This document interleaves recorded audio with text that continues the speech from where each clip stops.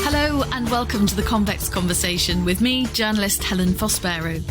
This week's guest is known to millions by just her first name and has spent the last 35 years in our living rooms. Hello there, good morning to you, Happy New Year, so good to see you all. And coming up today, well... I am, of course, talking about Lorraine Kelly. Glasgow-born Lorraine started her career in journalism as a regional news reporter up in Scotland and has graced our screens ever since. And in fact, Lorraine shared her dressing room with me when I was a freelance presenter at ITV in GMTV days. So it's a real pleasure to talk to a former colleague and friend. Happy New Year, Lorraine. How on earth are you in these strange times? I'm okay. I'm not too bad. It's lovely to talk to you. It's been just far, far too long. Remember those days when we shared a wee tiny dressing room? Oh, do you know, I've got such fun memories of it. I loved sharing a dressing room. It was great fun, wasn't it? It was. It really was, although I'm terribly neat. That's the only thing. I'm terribly tidy. But you were as well, so that worked out. I was just worried that you were implying there that I wasn't terribly tidy. Oh, my goodness. I hope I was tidy enough. But I know we had great conversations early morning and plenty of laughs, which was the main thing in those days when you get up at that time of day. Yeah, definitely. You do sometimes, and especially just now, you know, I'm really lucky that I'm still able to work and I've been able to do my show. I wouldn't lie to you, there are some mornings where it is really hard to drag yourself out of bed, and we've all had those feelings of, being a bit overwhelmed and a bit down. Not all the time, but I think it's perfectly natural for all of us to feel a lot more anxious these days, and you just somehow, if you're going into your work, you've just got to shake that off, because I can't go into work feeling like that, or at least I've got to put on the face. You've got to do that because you're kind of setting the tone, and you have to be as upbeat as you possibly can, while still talking about how difficult it is right now. But I always try to somehow find a little bit of light in everything. It's not always easy, but we do try. And how do you get that tone right, Lorraine? I mean, it strikes me, knowing you for many, many years, that it actually comes very naturally to you. But you are right. You're broadcasting to the nation. You can't sugarcoat it. You're there with the facts and figures. But equally, we do rely on you to make us feel that everything's going to be okay and to feel positive. Well, that's so interesting. You're absolutely right. And that's the feedback that we've had from viewers. It's that kind of reassurance, while everything else is a little bit out of your control, and we're not quite sure what's around the corner. We're all hoping for the best and preparing for the worst, I guess. But a lot of people have said, having shows like GMB and then me and then, this morning and this woman, that it's that familiarity and it feels as if, well, it's all going to be okay. There's that feeling to it. And we're trying to reflect what's going on, good and bad. But like I say, always trying somehow to find a little bit of hope, because there is, we will get there. It's been a long, tortured path, hasn't it? It's been quite difficult sometimes, but I do firmly believe we will get there. And it's been a real privilege to actually be there every day. And now we've got social media, you've got that contact with viewers that we didn't have before. So a lot of people say social media is a bad thing, and it can be, but it can also be a really, really good uniting force, I think, as well. I think a really good example of it was on today's programme, actually, when you played a clip of the nation's PE teacher, Joe Wicks, saying it's okay to feel down. And I think his words throughout lockdown have really, really inspired me, because there he is, hugely successful, helping millions of people, raising lots of money for the NHS. But mentally, he sometimes struggles with it all. And I think he's very brave to go on social media and talk the way he does, because it does make you feel that it is okay not to always have a great day. Exactly. And I'm the same. And I have said, I've said on here, especially to Dr. Hillary, because when we're having our conversations together, it's not really like me talking to an expert. It's like me talking to a friend, like the way I'm talking to you. And I think that is really important, because that's like a conversation that's including all of the viewers as well. And I've said to him, sometimes I just don't feel right, or I feel a bit down, or I feel a bit anxious. And he's really good at giving you that reassurance. And also, as he always says, it is really important not to keep those feelings to yourself, because I think think, a lot of people, especially my sort of age, tend to sort of think, oh, well, soldier on. And yeah, to a certain extent, you can do that. But actually, even if it's just talking to a pal that you've not seen for a while, or, talking to your other half, you've got to share these feelings. It's really important that you do, because otherwise it just becomes worse and worse and worse. And it's really important to try and get some sort of positive spin on things if you can. Did you find Christmas hard, Lorraine? Because I know you, like me, were without your parents. I've never actually been without my parents ever on Christmas Day. And I saw that little message that your mum recorded as a surprise for you on the programme. You were so choked and emotional. I really was, and I don't like being like that on telly. It really just hit me on that Christmas Day programme that I wasn't going to see them. And I haven't seen my mum and dad since August. Rosie drove me up there because I'm not a very good driver and she's fantastic. And my daughter drove me up there to see my mum and dad when we could, when we were allowed, obviously. And it was very emotional and it was fine. And I thought to myself, well, I'll see. And I remember saying to my mum, I'll see you next month. Unfortunately, my dad's not well, so he can't travel. So we've got to go to them. And not being able to see them at Christmas was really, really difficult. It really was. And I wouldn't say it put a dampener in the whole thing, but it did mean that the day was very different. It didn't feel the same. It really didn't. And I think everybody felt that too. At the same time, obviously we're going to obey the rules, but it's blinking hard, isn't it? Oh, it's very, very difficult. I think the next 6 weeks, particularly for children, as you know, I've got two children, 17 and 11, and it's very, very hard for them without school. There were a few tears in our household when we locked down again. Of course, the weather's grim now. At least we locked down in the sunshine the first time round. But it was interesting watching Patrick Hutchinson, the incredible, inspiring and lovely Black Lives Matter hero. Yeah. Well, he was your first guest of 2021, and he's going to help viewers, isn't he, Lorraine, keep viewers positive? Well, it's really just the fact that the way that, and because you've worked in breakfast telly before, every January we do we've indulged, so now we're going to lose weight and feel better and all that sort of thing. And we just thought this year, no. It has to be more about just feeling better, taking it as a whole approach. So actually mental health and physical health as well. Because, nobody right now is really wanting to go on silly strict diets that don't work anyway. But say a healthy eating plan, that's fair enough. But with him, it's more about inspiration. And he is the most inspirational person. He's just incredible. And he's got such a big heart. He's going to get his moving, he's going to get his exercising, and he's going to get his eating properly, not stupidly, but also just kind of talking about feelings and being a bit more open about that. And if you're not feeling so good, exactly what we've been talking about, just making goals, making small goals. So it's all about baby steps, isn't it? Because there's no point in me saying, I'm going to run 3 marathons next year, because that's not going to happen now. I know I've done it before in the past, but just setting yourself little goals, I think, is really important. And it might just be running for a kilometre. I mean, I find that hard, just little goals like that. And he's the man to do it. And I think it's important for everybody to have something like that to hang on to. It doesn't have to be a big thing. You've been great about keeping yourself in shape. And I know you were laughing the other day about visiting the fridge about 102 times a day, which definitely has been happening in our household. But it sounds like he's planning to kick you in shape too. Not that you really need it, but he did mention martial arts. Did you notice that, Lorraine? And I have never, ever done martial arts. You know me, I'm up for anything. So if I'm going to give it a go, I don't mind what it is. I just think, bring it on. Just bring it on. I shall do it. I'm really, really missing my exercise classes, because I used to go about once or twice a week, usually twice a week, just to a local church hall around the corner, with a whole, but I'm missing all the girls and the guys that go to the class, really missing that, and missing my instructor, missing the whole thing about, because when you get to my age, you don't really dance anymore, you don't go out clubbing. Maxine is amazing because she puts on all these fantastic music, it's Beyonce and it's all giving it all large, and we just have a great time. And not so much even just for feeling better physically, but mentally, that really helps me. I can go into the class feeling absolutely exhausted and thinking, no, I'm not going to be able to do this.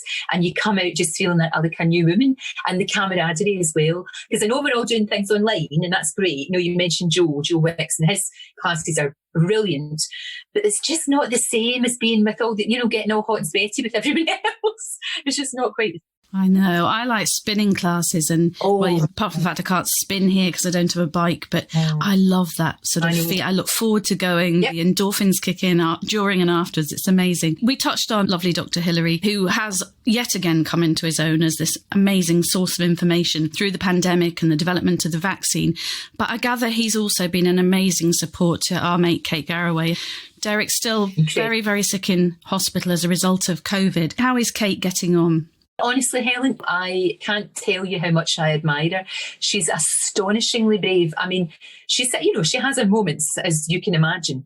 But what she has had to deal with, and I think as well, because Derek is so ill and she's not been able to see him, and and we don't know what's going to happen to him, but while he's still here with us, there's hope. And that's what she always says, and there is hope, of course there is.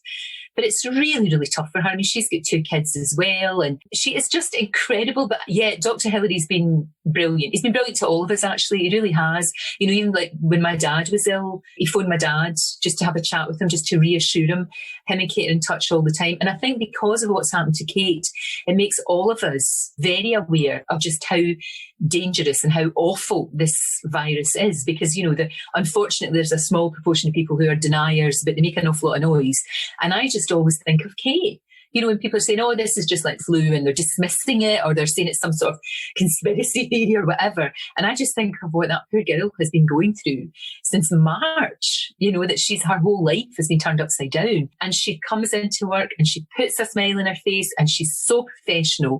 But of course she goes home and cries. Of course she does. We all do. I cannot believe just how strong she has been. And she says it's for her kids. Of course. She is amazing. We're all in awe. I know. And let's hope as well that all those messages that everybody's left on her social media thing, I'm sure they're a massive comfort to her, because she knows the nation's behind her and really care, don't they? Sometimes if she's feeling a bit down, she'll look at her social media and it's just someone saying, I'm sorry, and I wish there was something I could do. And she said, well, just by sending me that message, you've made me feel better. So that's all we can do just now, and hope. Well, we will leave the pandemic behind for a bit, because it's nice just occasionally to put it in a box, isn't it, and talk about normal life. I can't believe it, Lorraine. You've recently celebrated 35 years in telly. I mean, where has that time gone, please? Because you don't really look much different. Oh, gosh. You want to see me first thing in the morning before my lovely Helen Hand, fantastic makeup artist, gets her hands on me. She's incredible. Yeah, I don't know where it's gone. And I've been through so many regime changes and so many names. You think you go from TVAM to GMTV to Daybreak, and now it's GMB, and my show's been called all sorts of different things. But essentially, people are kind enough to let me into their living rooms and their bedrooms and whatever it is they're watching in their kitchens sometimes. Just really, just trying to be people's friend, I suppose. People say that to me. They say, I feel as if I know you. And I'm sure you used to get that too, and I'm sure you still do. It's a real privilege because people have got so much choice now. There's so many things to do in the morning. There's so many channels. There's so many ways that you can entertain yourself or get your information. So for people to choose to watch in the morning is wonderful. And all of our shows in this pandemic have all increased because obviously more people are at home and more people want that live information, I think. I think I've always bobbed below the bar a bit more, and, I filled in for you, I filled in onto the sofa and done all sorts of things in telly, but you are really recognisable. Do people stop and talk to you every day, Lorraine, when you're out and about doing your shopping and bits and bobs? They do, but it's really strange, and this happens to Steve and I all the time. Like if we're walking, in the days when you used to be out and about, and, somebody would come up and start chatting to me, and I could see him out the corner of my eye sort of looking a bit perplexed, and then he'd say, where do we know that person from? And I say, we don't. That was just somebody that watches the show. And he goes, oh, right, because people just talk to me, which is lovely, as if they've known me for years and years, which actually I think is fantastic. But then he's kind of like, oh, should I know who they are? And he's racking his brains to think where, and then I was like, no. And people are generally absolutely just really nice. And they just, it's lovely to get that, to get people just saying, oh, it feels like I know you. And people still send, they remember Rosie's birthday and remember my anniversary and things like that. It's really lovely. And now, like I say, with social media, and you get that instant sort of feedback. I mean, most of it is really, really positive. I very rarely get negative comments, and I always make a joke about them. In fact, just yesterday, somebody said, oh, your hands look really old. Which, I mean, oh, okay, that's a weird thing. But actually, when I look at my hands, they do, because the way that we're washing our hands all the time, I've had to take my rings off and everything because my hands are really horrible. They're an old witchy hands. But, I just reply with a joke, because I think that's the best idea. Either ignore, mute people, because if you block them, they know that you've read it and you're upset. So it's better just to mute them, and then they're just like ranting in an empty room. So that's probably the best idea. I agree with what you say about that. I mean, I remember broadcasting live one night from New York about the Middle East peace process, and The only comment I remember from those days, and there were lots of nice ones, was somebody who wrote in and said, oh, Helen Prospero, she should have stuck to showbiz. It really hurt my feelings being a news journalist all my career. But it's the only ones you remember sometimes, isn't it? Not the lovely ones. You can get 99 people saying that was lovely, thanks ever so much. And then you get one person saying, oh my God, look at the state of her, or, or something horrible. And I remember somebody said that I didn't have a Scottish accent. I just put it on. She's not posh. We know that she's posh. And I had to giggle my head off. I feel sorry for people that are horrible, though. It must be really weird to be that person that takes all that time and trouble to be nasty just for the sake of it. It's really weird. Now, over the decades, we have been with you for all your major landmarks. And I'm thinking about when Rosie was born. That's 26 years ago. Where did that wee tiny baby go? It's unbelievable, isn't it? I can't believe she's 26. Far more sensible than I will ever be, I have to say. She's very good. You look like peas in a pod. I saw a picture of you both the other day. I mean, she's absolutely gorgeous. And how is Rosie doing? She's great. She's working just now for Hello Magazine. She's doing lots of interviews, obviously on Zoom and by phone. So it's a different job than it probably would have been. But she's really, really enjoying it. And it was so exciting when she gets her first byline. I was so excited, but I think I was more excited than she was. It was just really lovely. And yeah, she's really enjoying that. She did journalism, and then she went away to, after university, she went away to Singapore and worked there for a few years in PR, and is now back. And of course, going through this crazy time, but she's doing fine. But I feel so sorry for our young people, teenagers and people in their 20s, because they should be having fun. You imagine, you remember what it was like for us, and we had great times. I was growing up in the 80s, it was brilliant. And I just wish she had that. They've been kind of robbed a bit. I mean, obviously kids of their education, but also a huge big part of growing up is friends and going out and making mistakes and having fun. That's what they should be doing. You've always had a really lovely close relationship, haven't you, with Lorraine? And has she embraced sort of, your very public life and living in the public eye? She hasn't known anything else, and my sort of level of people knowing me is I think is quite nice, because like I say, people are very kind. Although I remember when she was little, and when people, before they had mobile phones, and they would want an autograph, and I remembered her just looking perplexed and saying, Mum, why do you scribble your name on bits of paper for people? It's really silly. And it's really silly, actually, when you think about it. You know what I'm like? My job is my job, and I love my job, but I don't really go to, fancy do's or anything like that. Not that anybody can these days, but I've never really been into that, or into the sort of red carpet thing. I mean, that fills me with dread and terror. It's just a job. It's a great job. It is just a job. Before we talk a bit about the 35 years in the business, and because I would like to ask you a few highlights of the big stories you've covered and some of your favourite celebs and all that kind of thing, can we just dip back to your childhood and growing up in the Gorbals and life with mum and dad? And I think something I've never really asked you as a mate, really. I don't really know what life was like growing up in your childhood. Well, I was born in the Gorbals. My mum and dad were only 18 when they had me. And it was in a little, what you would call it now, a bijou studio flat. But it's called a single end, which is basically a room. That was all they had, a room and an outside toilet. And of course, when I tell Rosie about this, she's like, behave yourself, couldn't possibly have been like that. But it was a really happy childhood, and my mum and dad taught me to read and write before I went to primary school. So there was always books in the house. It was that very sort of working class Scottish thing about education and all of that, which was really good. You probably just saw Steve walking past there. I did. Is he going to come and say hi, or is he gone? He just slipped past on the screen with looking down at his feet with the dog in his hand. You have to come and say hello to Helen. Oh, sorry. Hi, Helen. I don't know. Hello. How are you? Interrupting our podcast. It was quite a comedy scene there, Steve, when you walked past, looking at your feet with the dog in the hand. There's Angus. Hello, Angus. Oh, bless him. You go and wash the dog and we'll carry on chatting. Okay. Lorraine's talking about life growing up. Yeah, it was fun.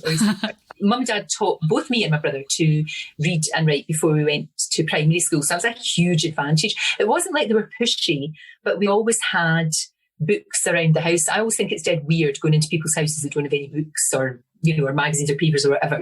There's always something to read. It was just that sort of working class, improve yourself, that it was always that. And they really wanted me to go to university, and I got a place at university.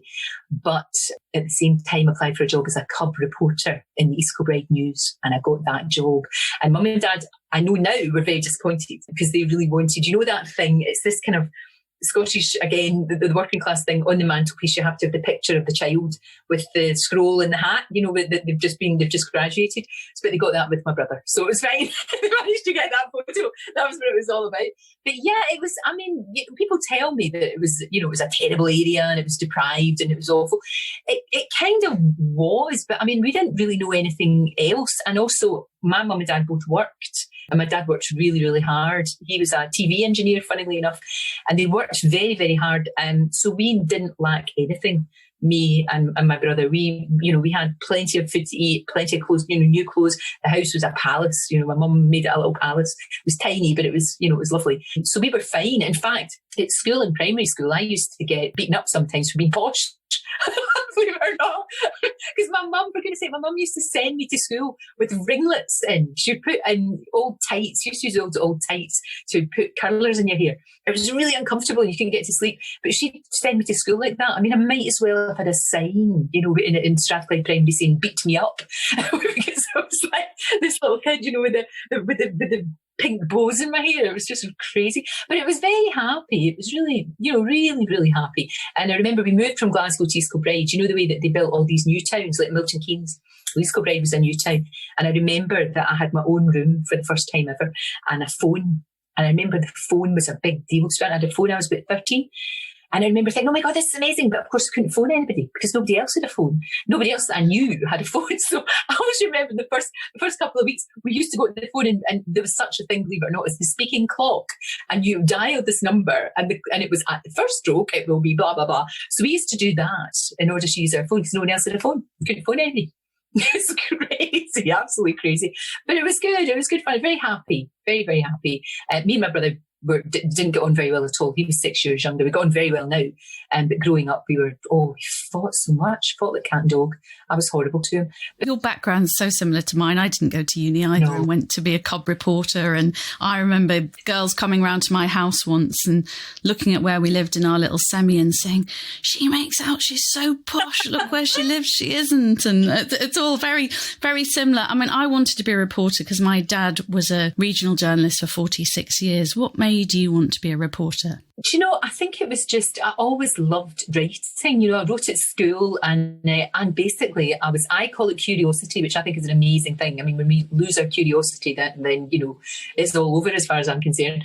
I guess it's nosiness, but I've always been interested in people's stories because I think everybody's got a story. Absolutely everybody has, and finding out more about that. And I just thought it was a really, I could never see myself in a sort of 9-to-5 job. And also it'd be really interesting. I still want to find things. I learn something new every single day, with the job that I do, because you're finding, especially right now, there's so many things happening so quickly, but you find something new every single day, and every single person that you interview, even if they're a bit annoying or they can be, some people can be difficult. Most people are okay because they're coming out to sell something, let's be honest, they're flogging their new show or their new album or their new movie or whatever. But most people are pretty good. And you always find out something. It's quite remarkable. And that's the thing about this job, getting to meet people that are just incredible. Like, one of my moments that I'll never forget was meeting Buzz Aldrin, the second man on the moon. And it was the worst interview I've ever done.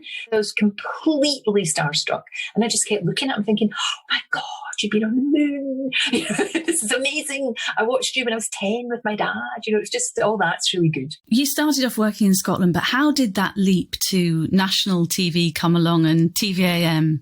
Well, it was a strange one because I'd been working in Scotland, obviously covering the whole country, and it was after the Lockerbie disaster, and I was obviously on TV, every news bulletin, and I was on a lot because I was covering that dreadful story. And somebody went on holiday that was doing the news hour from 6 till 7, I think it was.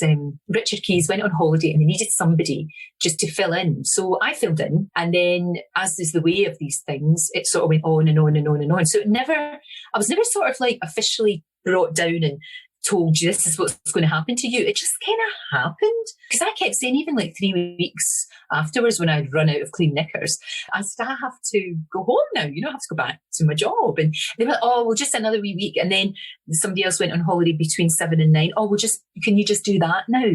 So it was never a plan of mine. I never ever wanted to do that necessarily. And maybe that's no bad thing, because I just found it was one of these things that just really suited me, because you were allowed to just be yourself, rather than, what it's like, when you read the news, you're not yourself because you're not. You're that sort of news reader persona, and that's quite right and quite proper. Or you're doing a game show, you're sort of like slightly madcap or whatever. But when you're doing a show like ours, you're just you, and that kind of suited me really. I mean, I much prefer doing live telly to recording stuff. I don't think it's anything like live TV. You mentioned Lockerbie there, the massive story which is going to be in the news again very, very soon that you covered in 1996 was, of course, that dreadful Dunblane school massacre, one of the biggest stories I would imagine that you've covered. And those kind of events never leave us, Lorraine, do they? What sort of memories do you have? Because I know you've kept in touch with the people of Dunblane over the years. I was just back there at the end of the year, just before we went into the lockdown when we were still allowed at the start of October. And I did a documentary that's going to be out later on this year, probably beginning of March, I think, because it's 25 years, obviously. It never really does go away, though. Anytime I see like a sign for Dunblane, and whenever there was something, and unfortunately, as we know, it happens in America far too often. That was the hardest thing I've ever had to do in my life. And I don't think there will be anything like that. And I think it was interesting because I was, obviously going back, and I was remembering a lot of things. And I remember the press conference and how, what it's like, journalists, especially journalists on tabloid newspapers, are pretty hard bitten. They have to be in order to survive, I think. Even seeing, sort of like grown men in tears, working for some of the tabloids, and the quietness and nobody quite knowing how to absorb this and how to cope with it. That, I think, it's that little things like that. It's like Lockerbie, I always remember. I don't remember, we did see terrible things. The thing I remember most is everyone just taking their decorations down. It was just before Christmas, and people taking their trees down because they just didn't want to celebrate because it was too awful. So it's wee things like that, I think, that you remember. And it just makes you realise how blinking lucky you are. I know. I'm finding it hard to believe. You'll remember I watched the towers come down on September the 11th and did lives with you in London. And who would have thought that would be 20 years ago this year too, Lorraine? It's incredible, isn't it? I mean, we went back 10 years, for the 10th anniversary, and it was still even then very, very raw. But I remember your reports, and that's the thing about the show that we do, and is the fact that you were able to obviously tell us what's going on, but unlike other news organisations, you are allowed not to be mawkish in any way, but you are allowed to sort of put it into perspective and talk about emotions in a really, really grown-up, proper way, not in a self-indulgent way whatsoever. That's what I think is a real strength of the kind of television that we do, is that you can sort of say, oh, gosh, this is horrific. You can reflect how people are feeling, because I think that's really important. Really important. It's got to be done in the right way, with respect and all of that, of course. What are one or two of the other big breaking stories that have happened to you while you've been on the sofa that, for various reasons, stand out to you? Unfortunately, it is the ones that are bad. I mean, I don't think any of us will ever forget the Twin Towers. It changed everything, didn't it? It really changed everything. It's things like, I guess, we've unfortunately, there was a lot of terrorist atrocities. The one in Manchester, I think, was horrific, absolutely awful, because of the fact that there were so many young people. And there was a lovely young girl from the Outer Hebrides, from Barra. And when we saw pictures of her funeral in Barra, the aeroplane lands on the beach. She was actually from Battersea, which is an even smaller island. And seeing that with the lone piper, I found that really, really difficult to watch, because the pain, it was that sort of pain. And sometimes you just let the pictures talk. You don't have to say anything. You really don't. But I'll never forget that. It was horrendous. And on a much lighter note, you have been lucky enough to interview, well, everybody who's anybody in showbiz and film world. I saw a fabulous picture of you on Instagram with Tom Hanks the other day. Now, you did have the sort of look on your face that was like, I can't believe I'm with Tom Hanks. Am I right in thinking that? Absolutely, absolutely. And what's really funny is if we get people on like Spandau Ballet or The Cure or, say, Hue and Cry, or people that I've grown up with, that I went to see. I paid money to go and see these people in the Apollo in Glasgow. And then they're on. And of course, all of our researchers are like, who are these people? I don't know who they are. And I'm like beside myself with excitement. This is, oh my God, this is amazing. But yeah, still, I still get kind of like, wow. I think the one that made me really kind of out of body experience was Oprah Winfrey. I really, really wanted her to be everything you wanted her to be. Do you know what I mean? And she was just so nice and so friendly and warm, and, you know, it was just like having a chat, and she was just so lovely. But I was nervous talking to her. I was beforehand, before I realised that she was a person, and it was all fine. It was really, really good. And yeah, we talked to loads of people. Always huge big hero was David Bowie, and I never got a chance to interview him. But in a way, I'm quite glad, because I would have just sat there dumbstruck and wouldn't be able to string a sentence together, even worse than I normally am. So that maybe was no bad thing. But it's great. And like I say, it doesn't matter who it is. You know, it could be Meryl Streep, or it could be somebody who's gone through a terrible time and is doing all right now. Everybody's got a story and everybody's interested. What about Elton John? What was Elton John saying to you the other day? I saw a picture of you giggling your socks off with him, and it looked like he was probably saying something naughty, was he? I think he was. I can't remember exactly what it was, but I am absolutely 100% convinced that it was naughty. And then David Walliams being even naughtier. That was a brilliant thing to do. He was just so great. I mean, what I love about Elton John is he's got nothing to prove. He doesn't care. He's Elton John. He can do whatever he blinking likes. It's like Cher, isn't it? They can do whatever they want. It's just fantastic. And I had to interview him on the stage because he was doing a sort of Q&A with David Walliams, and it was more about his life. So we just kind of sneaked in just before all the audience came in the days when we could go out and see things.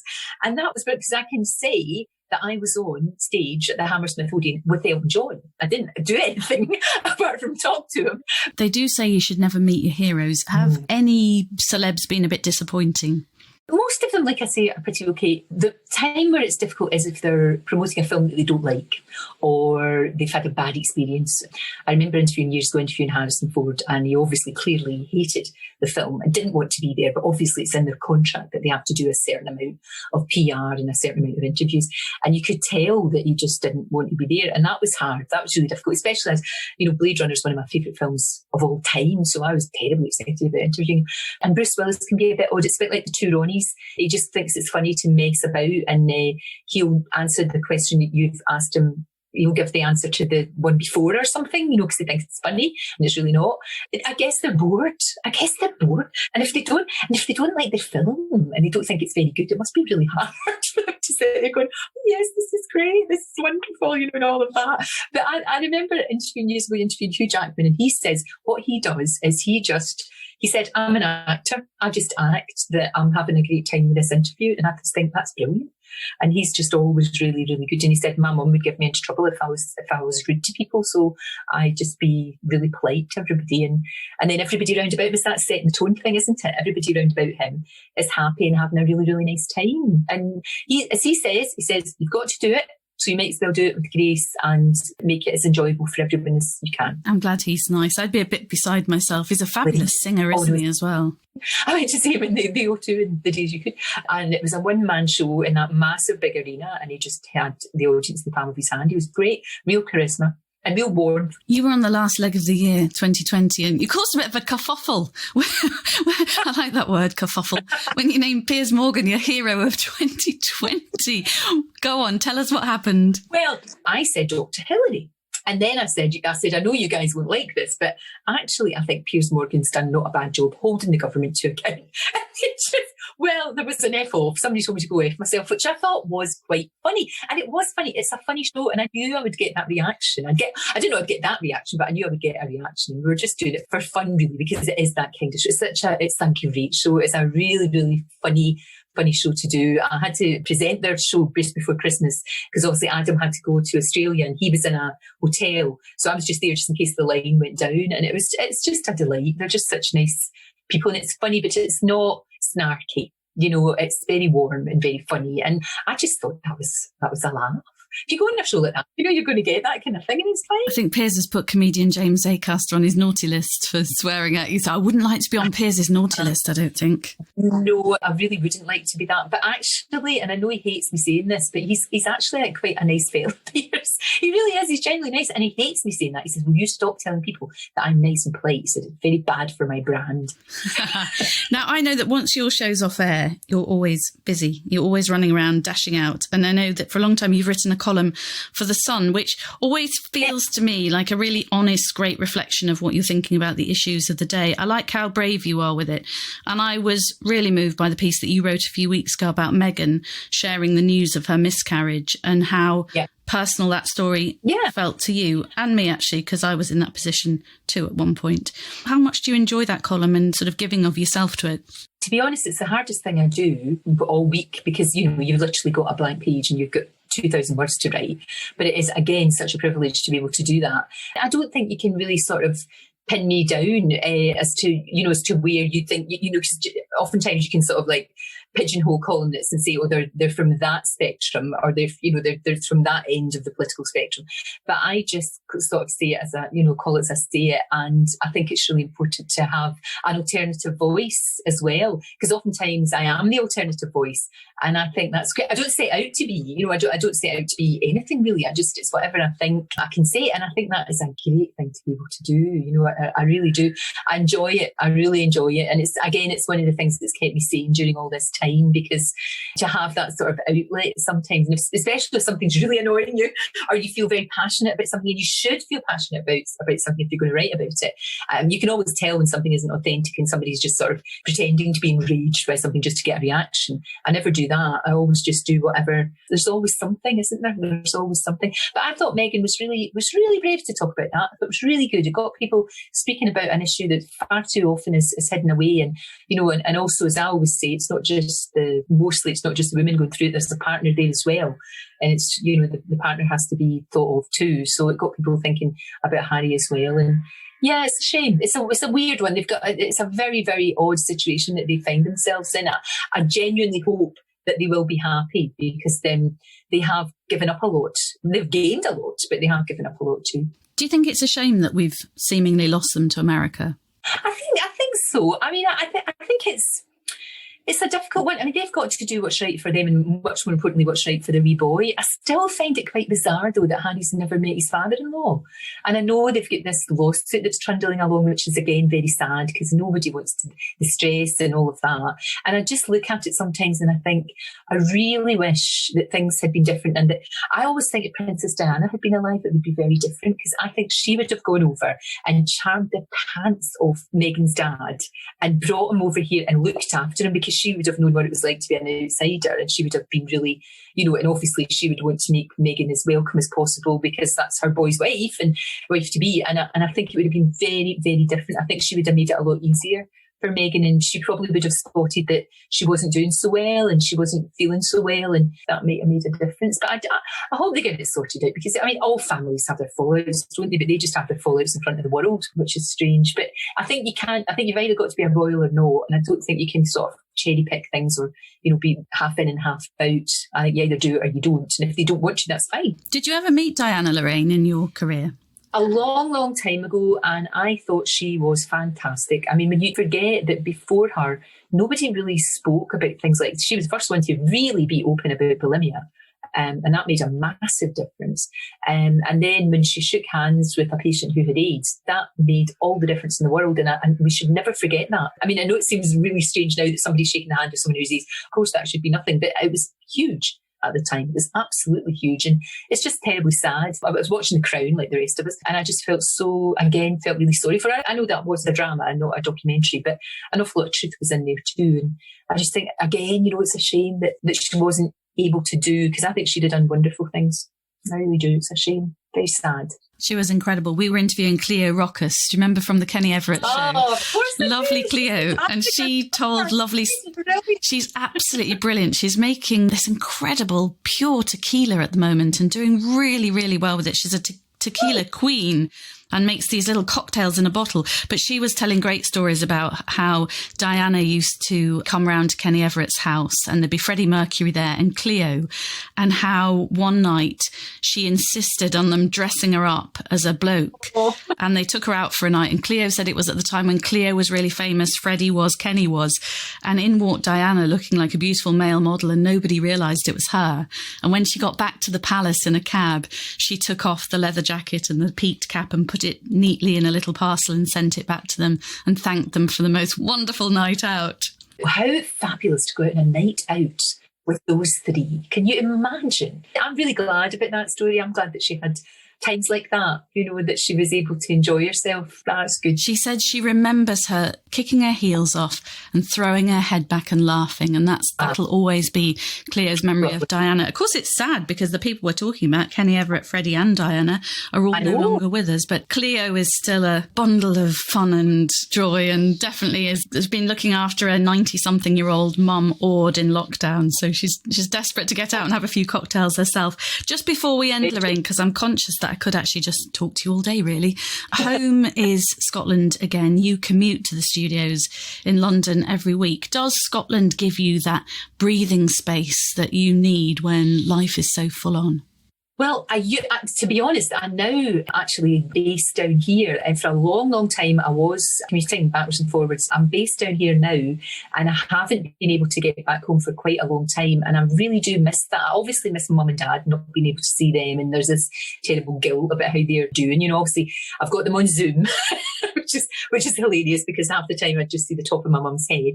But I've got them doing that. And I do miss going home. I miss people. I miss going to the football. I miss going to see Dundee United.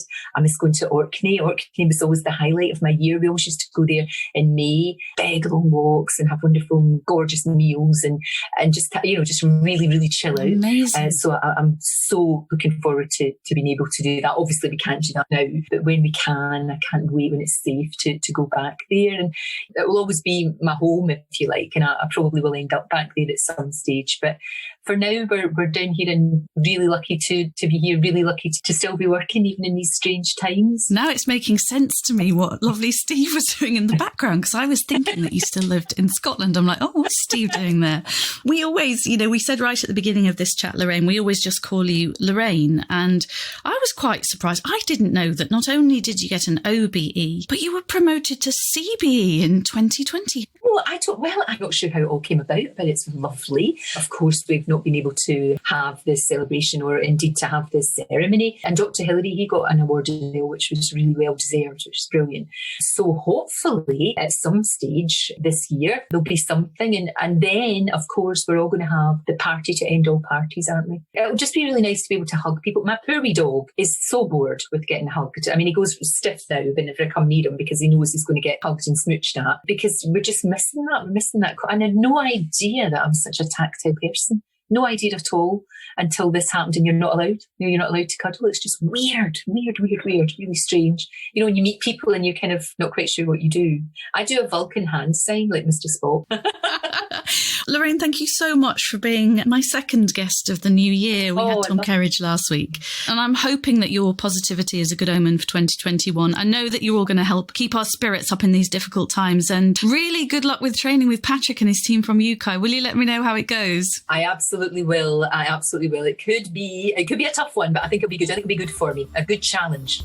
You've been listening to Lorraine Kelly, CBE now, sharing stories from her incredible career and personal life.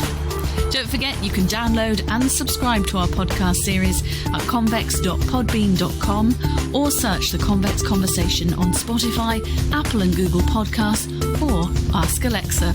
I'll see you next week when I'll be joined by another great guest. Bye for now.